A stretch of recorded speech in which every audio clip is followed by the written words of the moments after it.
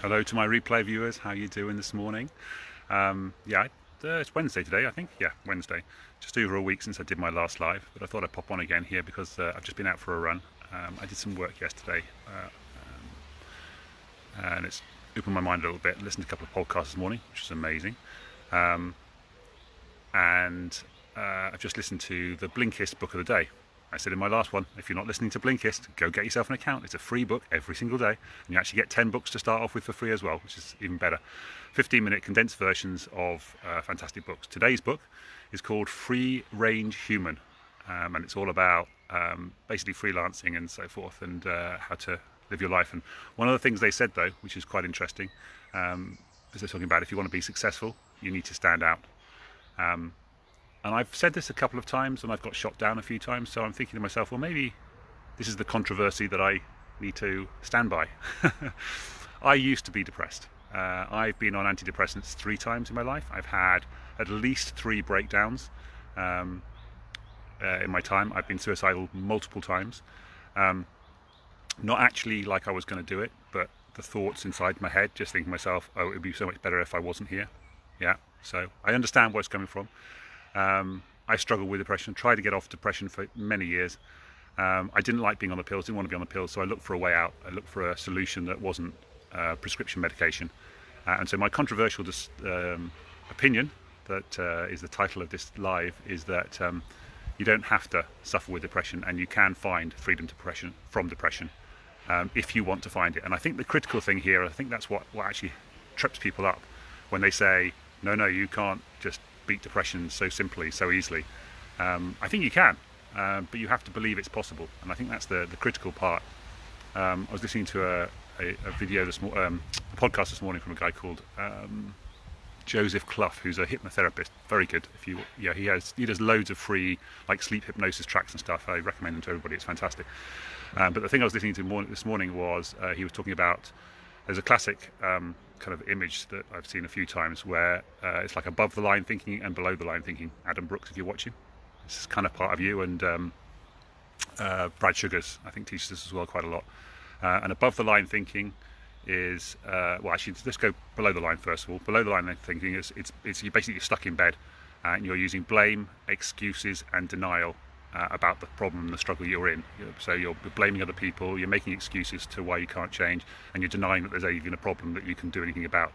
And then above the line thinking is awe, like you're rowing a boat. So below the line you're stuck in bed, and above the line you're rowing a boat and making movement forward.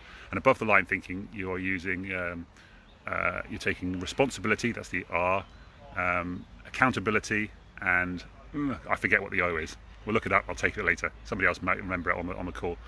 So above the line thinking is OR, O-A-R. Hello everybody, by the way, who's watching. Hi Tamsin and Jeff, and I think Anders is on here, cool. Shirley and Marcus, sorry.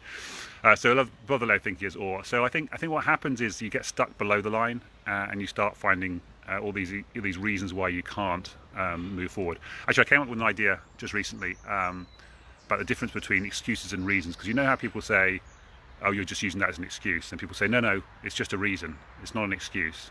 And actually I think there is a difference. I think there's a fundamental difference between the two things.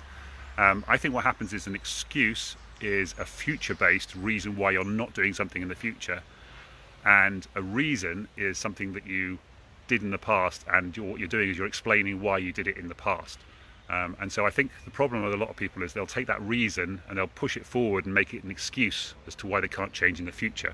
And I think that's what's really going on there. Hi Steve, thanks.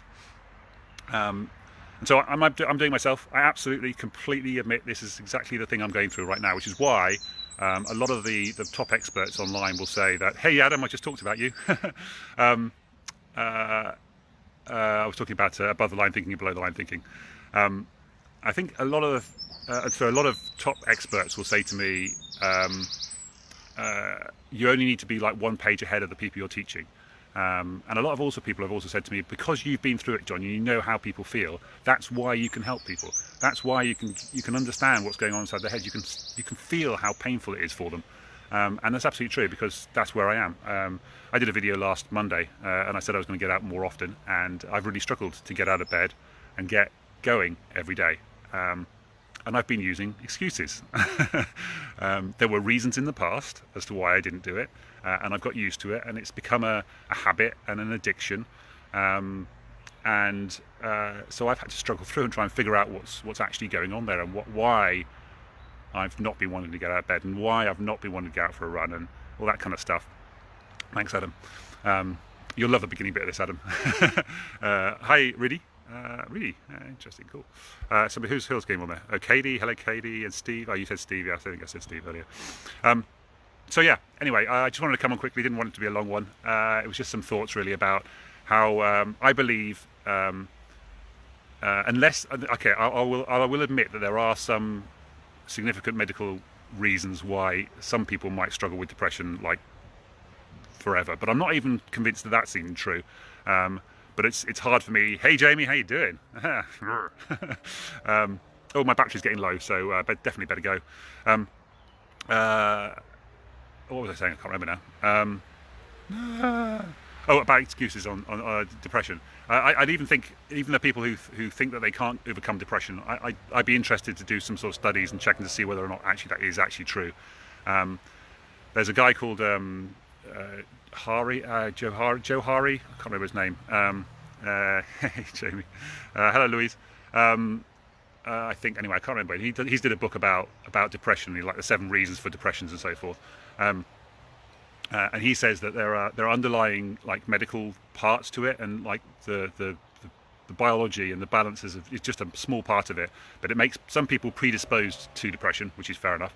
And I think what happens is you fall down a little hole, and that's where you've got to try and stop yourself from slipping down the hole. And that's kind of what I talk about a ski slope. And it gets too packed down, it becomes icy, and it becomes really difficult to go back up the slope again unless you learn how to use a button lift or a ski lift or get some uphill skiing. That's why the book that I started to write in 2014 was called The Art of Uphill Skiing, for exactly that reason. Which I never finished. I need to finish it. Using lots of excuses as to why I'm not finishing it. Hi Samantha, the book lady. Hey, very good. I've just been talking about why I'm not writing my book, which I started in 2014. I need to get finished to help people with depression. I think a lot of it has been a lot of fear around the people who say you can't recover from depression. And I think I just need to stand out there a bit more and say, do you know what? You can recover from depression, but you just need to want to do it. You just need to have to take the actions that I can tell you how to do. I can help you with. Because it's the actions that I took. It's the struggle that I overcame to beat my depression. I have some down days, but I've never struggled with that like proper deep depression thing that I used to feel all the time. Don't even really feel anxiety that much anymore. And even if I do, I recognise it straight away, and I nip it in the bud straight away, and it's just gone. Use some breathing techniques, and I just don't feel that anxiety and depression anymore. It just doesn't exist in my life anymore. But it used to. Yeah, thanks, Samantha. I probably will get around to it. I think I had a turning point this morning, listening to those podcasts, and one, of course, was also from Rob Moore, another great guy. He did it a little while back, and his podcast is called Just Do It. Or no, Stop It. No, it's called Stop It. Sorry, and it comes from the YouTube video from Bob Newhart. It's like a really old comedy sketch. And he's basically some therapist, and the lady comes in and he says, I'll help you to overcome your problem, whatever it is. He says, I'm scared of being buried in a box. And he just says, well, stop it then. She says, what do you mean stop it? He says, stop worrying about it. Have you ever thought about, is there ever a chance that you might have been buried in a box? She goes, no, well, stop thinking about it then. Stop worrying yourself. Stop putting it in your life. And I'm going to finish on this. It's a perfect quote, which I use all the time. And it's from Mark Twain. And it's a bit subtle, so listen carefully. He said, I've lived through some terrible things in my life, and some of them even came true. Have a think about that. Okay, guys, that's all from me. Hope you have a lovely Wednesday, and take care. And and if you are struggling with depression or anxiety, predominantly depression, although I talk about them both being the same thing. Anxiety tends to be the future. Depression tends to be focusing on the negatives from the past, and anxiety negatives in the potential negatives in the future. And if you get much more focused on the now and and control the controllables as well. In this particular time of all this coronavirus stuff, there's only so much you can control. I've been on Facebook way too much over the last week, trying to correct people and trying to help people understand it and trying to correct mistakes and so forth. And it's just ridiculous because people don't want to listen. And you want to talk to the people who do want to listen. So people who are asking questions saying, look, what about this? How does that work? But when people put statements out saying this is the way it is, and then you try to correct them, it's just pointless. They're not listening. They've got a closed mindset, Louise just said there. And it's the same thing with depression. If you want to overcome depression, I can help you do that. And I can show you the path, and I can help you do what I did to overcome depression. But if you think you can't overcome your depression, you're right. Classic one from Henry Ford. I'm not sure it was actually Henry Ford that said it. There's some debate about this, but if you think you can or you think you can't, you're right. So take that away with you. Stop using your reasons from the past to create excuses in the future. There you go. Oh, look, Steve, what's that? Yeah, there you go. Steve's overcome it as well. Overcoming anxiety and depression. Not on a medication. Fantastic. I can't got to see more on there. I think those who believe it can never get better, want a magic button. Well, the thing is, there is kind of a magic button.